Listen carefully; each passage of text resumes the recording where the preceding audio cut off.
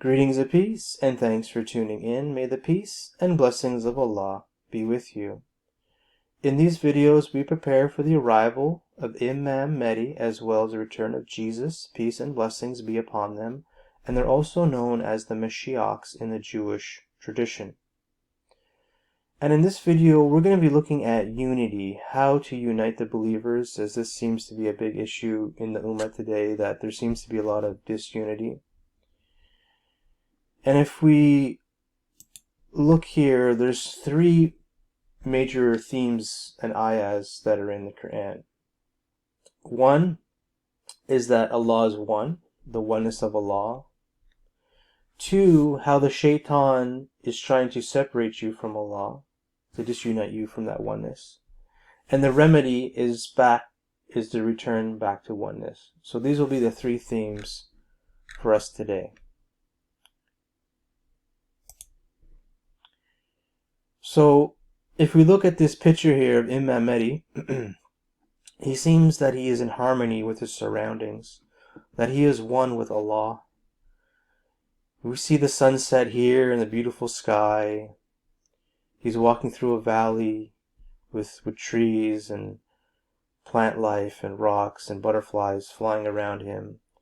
That he seems one in harmony with all things, that he could feel the oneness of Allah walking through this beautiful greenery and valley here. And this is sort of, a picture can say 1,000 words.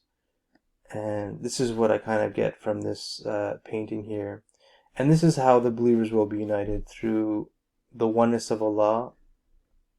As Allah says in chapter 8, verse 36, that is Allah that unites the hearts of the believers in mutual affection. And He has united their hearts in mutual affection. Had you spent all that is in the earth, you could not have united their hearts so. But Allah united their hearts in mutual affection. He is indeed Almighty, All-Wise. So it is Allah that unites the hearts.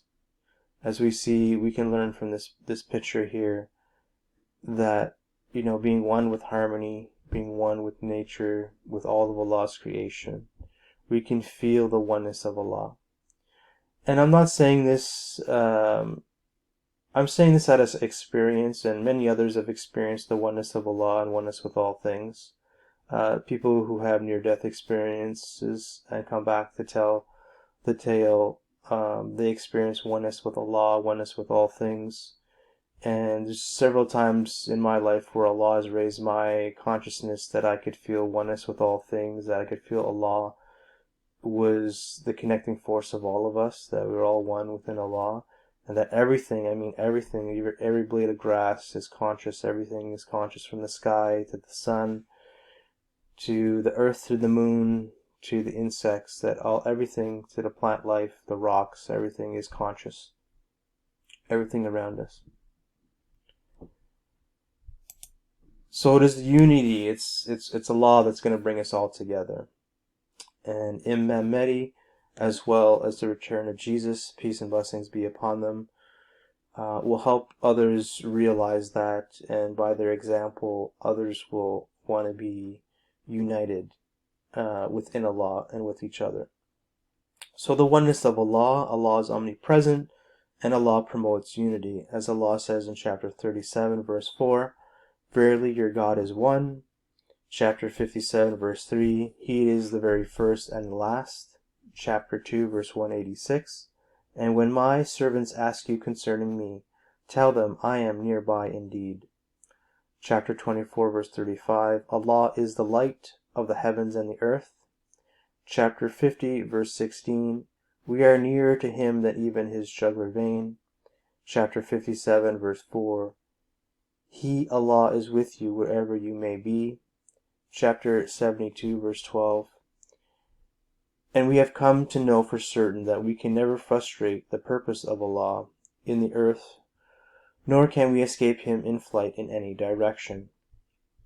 So we have a hadith here as well from Prophet Muhammad, peace and blessings be upon him, and he said, If one of you is in prayer, let him not spit in front of himself, for Allah is in front of him as he prays.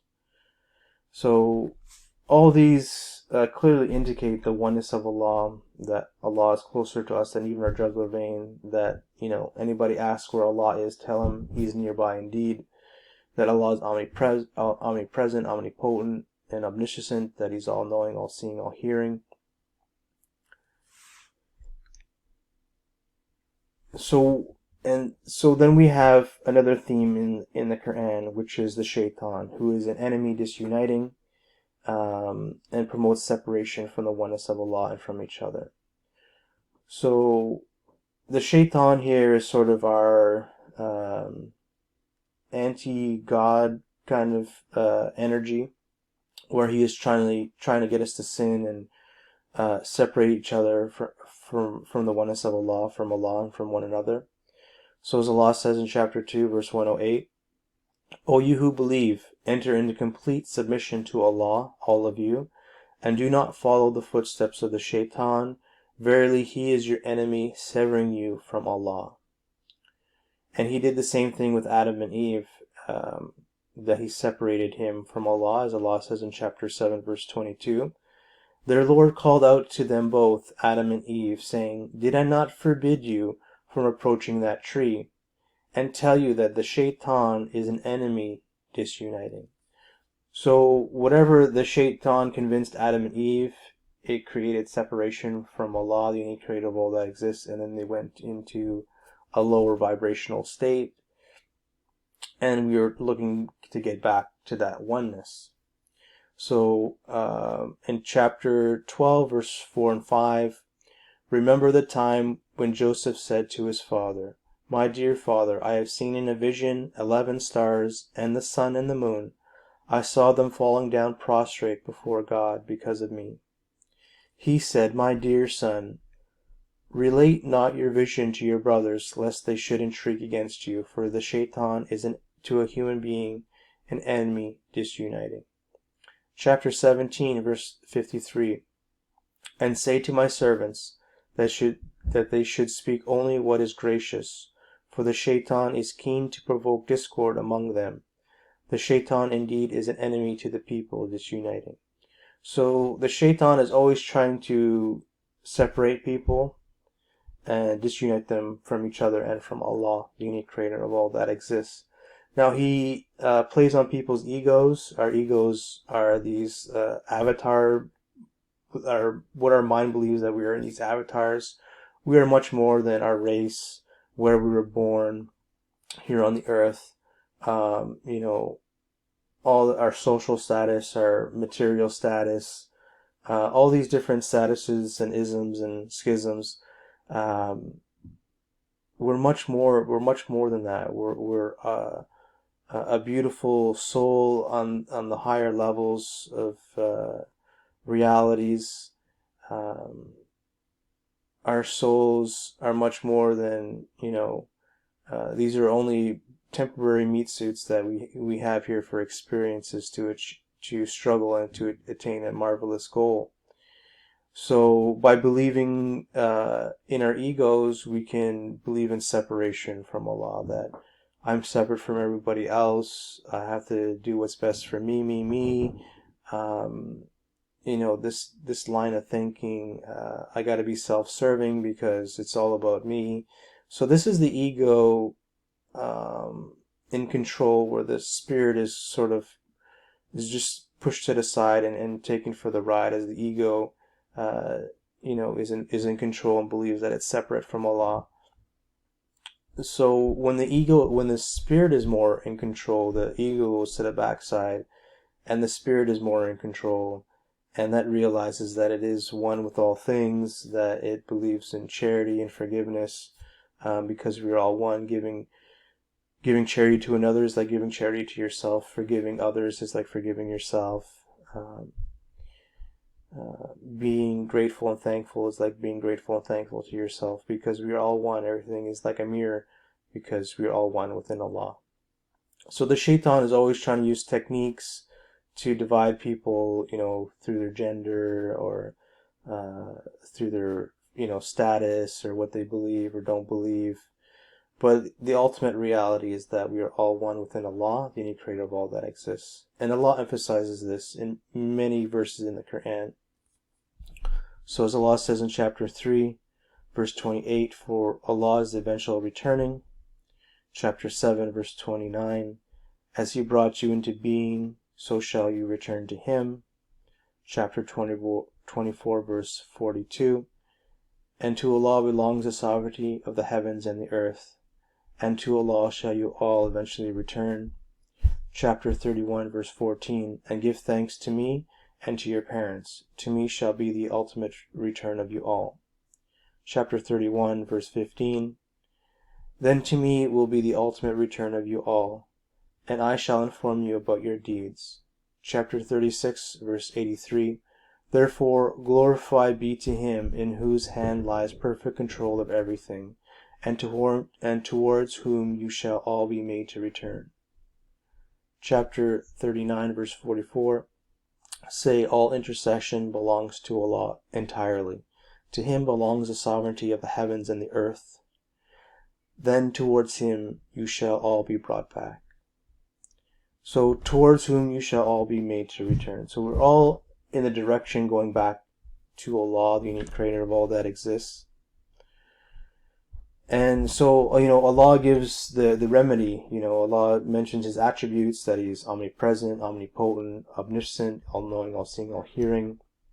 That we have an enemy, another theme in the Quran, which is the shaitan. And the followers of the shaitan are our enemies as well. Those that promote what he promotes and believes what he believes, in the separation of the oneness of Allah, that they buy into their egos, that they believe that they're the race, nationality, all these things. But we're much more than just one human being here on this earth, in a meat suit that will return back to dust, back into the earth. This is not our true reality. Our true reality is in the hereafter, in our spirit form, and that's who we are. Like, ultimately, we are infinite consciousness, that is one with Allah, the unique creator of all that exists, and we will all return back to that oneness. As we can see from this artistry here, we can see that Imam Mahdi is one with all things in this picture, that he's in harmony with all the surroundings, that he can sense oneness in all things around him. And since he has that consciousness, that is reflected back to him. And we have a hadith here that the Prophet said, peace and blessings be upon him, the Mahdi will appear in my ummah. He will appear for a minimum of 7 or a maximum of 9 years, which he will rule. At that time, my ummah will experience a bountiful favor like never before. It shall have a great abundance of food, of which it need not save anything, and the wealth at that time in great quantities, such that a man asks the Mahdi to give some, and the Mahdi will say, here, take. And this is the essence of charity, that by giving, charity begets more charity to yourself, because we are all one. So being stingy is like being stingy to your own self. Giving charity is being charitable to your own self. And the same goes with forgiveness and gratitude and stuff like that, that, is important to be grateful. So we're grateful for our own selves, to be grateful for other things, because we are all one.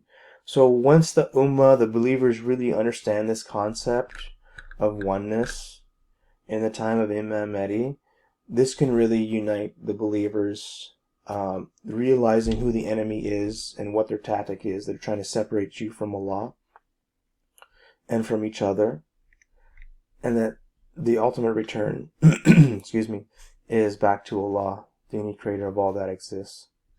So those are the keys back to oneness, back into harmony with one another.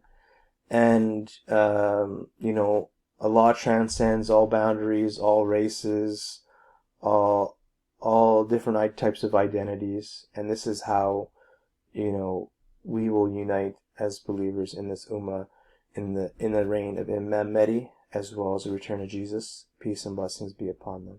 Thank you so much. Take care. Peace.